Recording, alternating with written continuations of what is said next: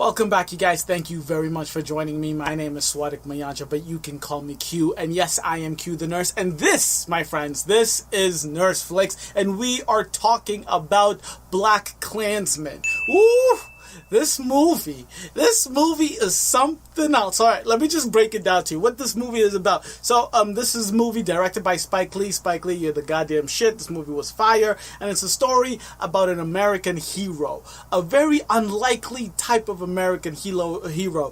First black police officer in the Colorado Springs police force. His name is Ron Stallworth, played by John David Washington. Yes, that is Denzel Washington's son, and oh my goodness, he got some of them chops from Mr. Denzel himself. So he's the first police officer in the Colorado Springs, and he's a private investigator.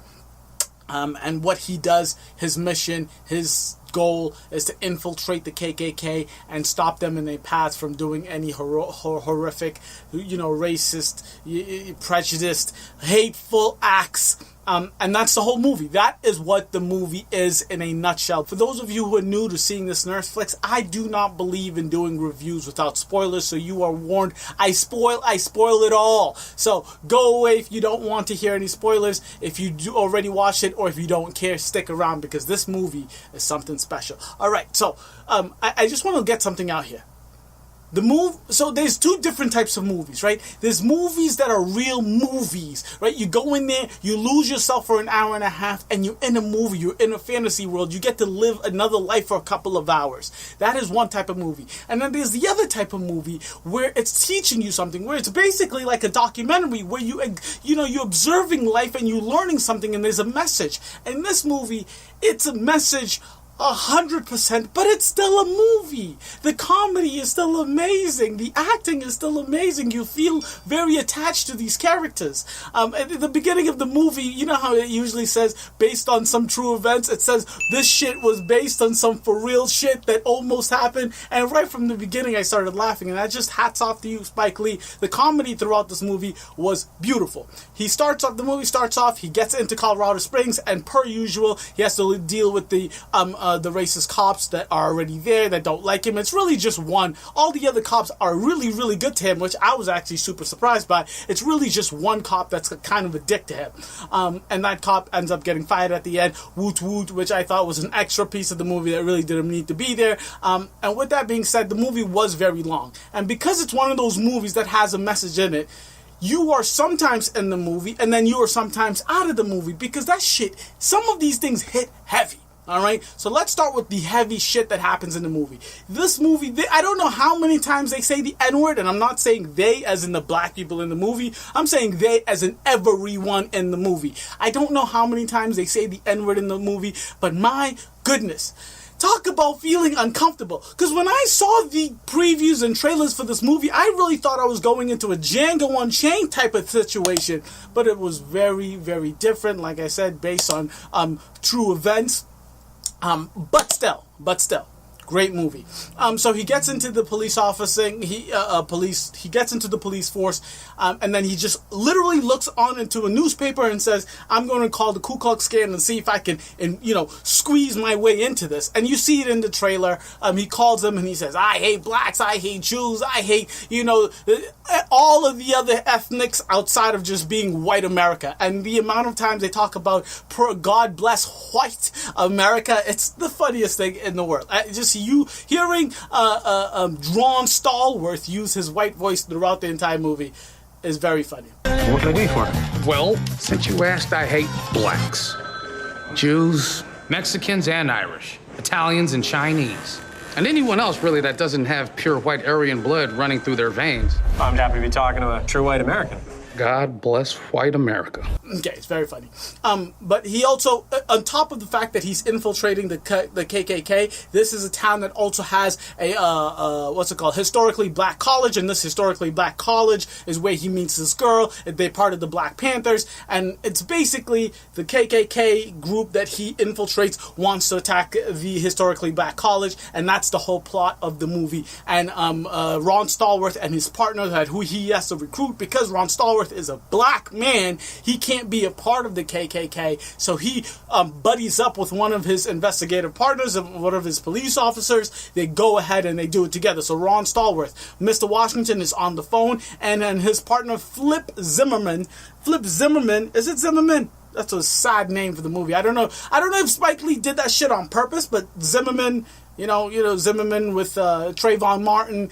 I don't know what it is behind that, but I just noticed it now when I'm looking at his name written down. But Flip Zimmerman, who's actually Adam Driver, absolutely great actor. So Adam Driver, a.k.a. Flip Zimmerman, a.k.a. Ron Stallworth in real life.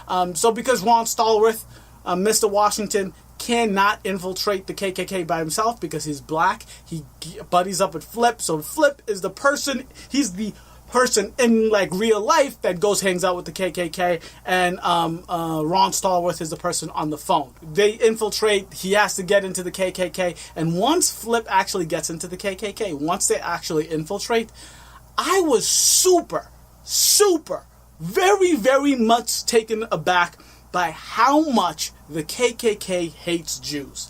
I knew they hated Jews. I knew they didn't like Jews. But to the core, I mean, they hate Jews maybe more than they hate blacks. I mean, that is a scary thing. The amount of times they were just hating on the Jews. For you Jewish folks out there, God damn it, I'm sorry. I didn't know it was that rough out there for you. Because, you know, being Jewish is a little different than being black. You can point out a black person, you know, easily. It's harder to find someone who's Jewish.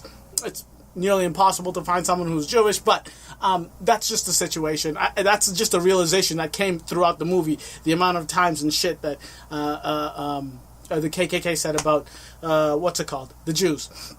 I don't want to go in way too much detail in the actual plot and the process of the movie. I'm just going to tell you the highlights of things that stood out to me. Yes, this movie was super deep. And there was a lot of times where it hit home. Like I had to take a step back and just let it soak in, because holy shit. I'm really good at watching these crazy movies like 12 Years a Slave and all of these things. Like 12 Years a Slave, I mean, because I knew it was much more violent than BlacKkKlansman, but just the visceral hate, just the hate that you saw from the KKK members for all of these different ethnic groups and religious groups. It was really shocking, right? There's this one scene where one of the KKK members is in bed with his wife, and his wife and him are having these deep conversations about, we've been talking about and praying and, you know, thinking about killing blacks our entire marriage, our entire lives, and I can't wait till we get to finally do it. And they were so sincere about how excited they were to kill black people. And that scene, I was just like, this is unreal. This is just unreal. I don't know how in the world that this is an actual thing, how people can actually feel that way. That was one of the scenes that really took me out. Like, that really, it hit home for me, man. That shit hit home. I was like, because in my mind, I feel like it's just a group think where people just come together and then they hate one person and then they end up hating that entire group. But it just seemed to me like that hate was like in them, like there, born with it. Like it just a crazy scene for me. That was just one of the craziest scenes for me. Another part that I loved about the movie was Ron Stallworth is a police officer, right? And he's trying to fix the system. He's trying to change the culture, change the country within the system, being a police officer and doing it the right way. And then his girlfriend that he meets from the historically black college is part of the Black Panther movement. And she was like, no, you're in the system. You can't fix it that way. And I loved that, like, headbutting, right? It was like Malcolm X versus Martin Luther King. That's exactly what the situation was, right? So all in all, this movie was super, super heavy. It was funny at times, much more heavy than funny. I mean, I wanted to laugh sometimes, but it'd switch right away into some heavy shit. Or the joke would be in the middle of some, like, racial rant. It's like, it was so awkward and just weird for me as a black American, you know, like, I'm not saying it was too much. I'm saying it was the right amount, because I didn't know if I was allowed to think or if I was allowed to let loose. There was so much going on on, so much emotion, so much of everything. I was mad, angry, laughing, happy, the whole thing.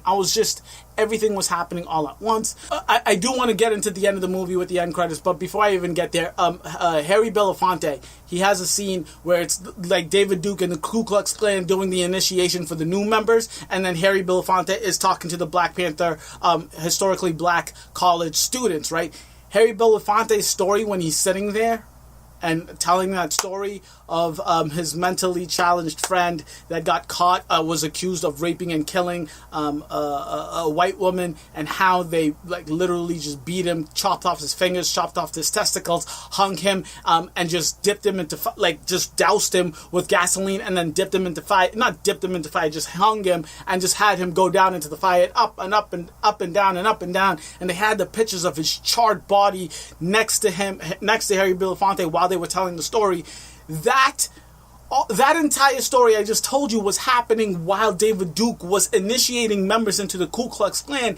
That scene, man, I had goosies. I was so mad. I had tears. I was wanting to punch the screen there. I mean, that scene was so intense and so...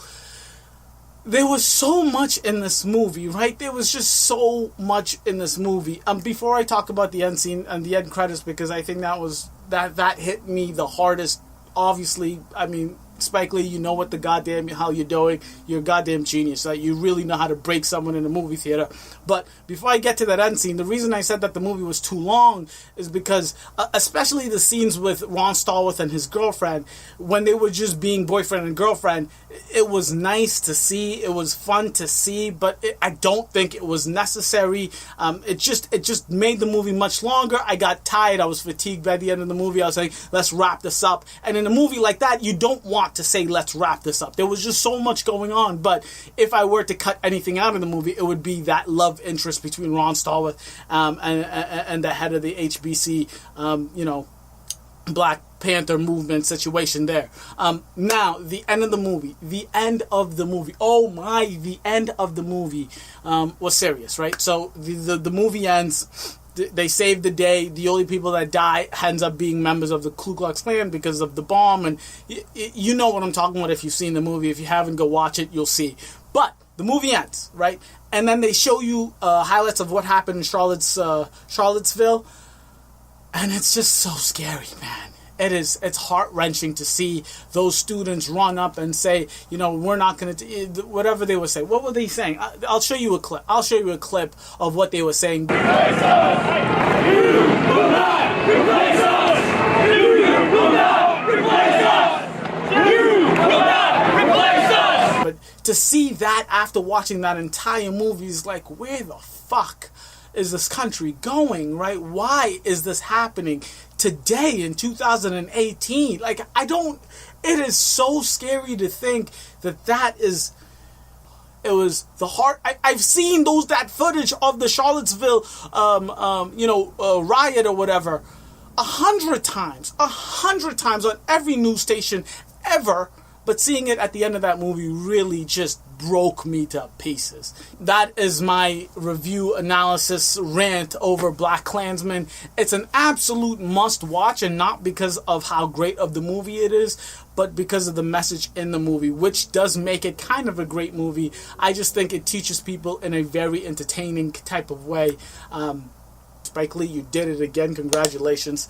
Let me know what you guys think. I still haven't come up with a rating system, a nursing rating system. Let me know. Help me figure out a nursing rating system I can do for these movies. What I will say for this movie, you should watch the movie. You don't have to see it in theaters. You don't have to see it today. It's not a must-watch tonight, but you should most definitely see it because it really rips open all the shades into like the bare bones of our culture when it comes specifically to racism. Thank you very much. I'll catch y'all later. And I'll try my hardest to do more of these Nurseflix videos. Thank you. Don't forget to like, subscribe, comment in the comments, comment down below telling me what you thought of BlacKkKlansman. Would you watch it and did you like it? Thank you. Deuces.